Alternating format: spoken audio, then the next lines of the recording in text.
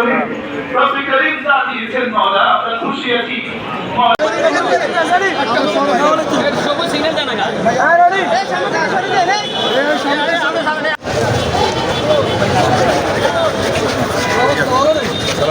আলহামদুলিল্লাহ, আমি প্রিয় লক্ষ্মীপুরবাসী এবং দেশবাসীর প্রতি আর কৃতজ্ঞতা প্রকাশ করছি। এই মুহূর্তে দায়িত্বটাও বেশি, আল্লাহ তাআলা যেন আমাকে সেই তৌফিক দেন সবার আমানত রক্ষা করে সম্পূর্ণ দায়িত্বটা যেন সুন্দরভাবে পালন করতে পারে।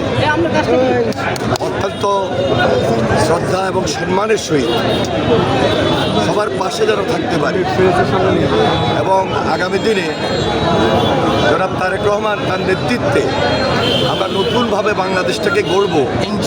এটা একটা কঠিন দায়িত্ব এবং এই মুহূর্তে এই দায়িত্বটা নিয়ে সবার পাশে থাকবো, সবার পাশে আসি, এতটুকু আমি নিবেদন করছি। ইনশাল্লাহ সবাই ভালো থাকবেন, আগামী দিনে তারেক রহমানের হাতকে শক্তিশালী করবেন এই প্রত্যাশা ব্যক্ত করছি। কোন সমস্যাগুলো মানে বিগত দিনে দেখছেন, আগামী দিনে কোন সমস্যাগুলো সবচেয়ে বেশি প্রধান কোন সমস্যাকে চিহ্নিত করে আপনি আগাবেন? নির্বাচিত তো দ্বিতীয়বারের মতো সংসদ সদস্য নির্বাচিত হয়েছে, কোন কাজকে প্রাধান্য দিবেন? আমি সবচেয়ে বেশি প্রাধান্য দিতে চাই আমাদের এই প্রিয় এলাকা দীর্ঘদিন নির্যাতিত ছিল, অত্যাচারিত ছিল।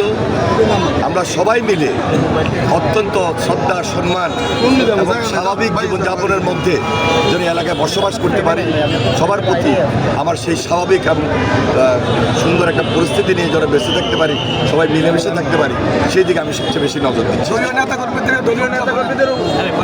সকলের প্রতি আমি কৃতজ্ঞতা প্রকাশ করছি, সকলের প্রতি কৃতজ্ঞতা প্রকাশ করছি এবং দায়িত্বশীলতার পরিচয় আমাদের সবাইকে দিতে হবে।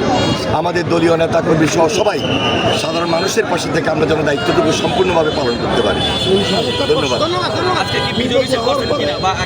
আমরা কোনো বিজয় মিছিল করি নাই।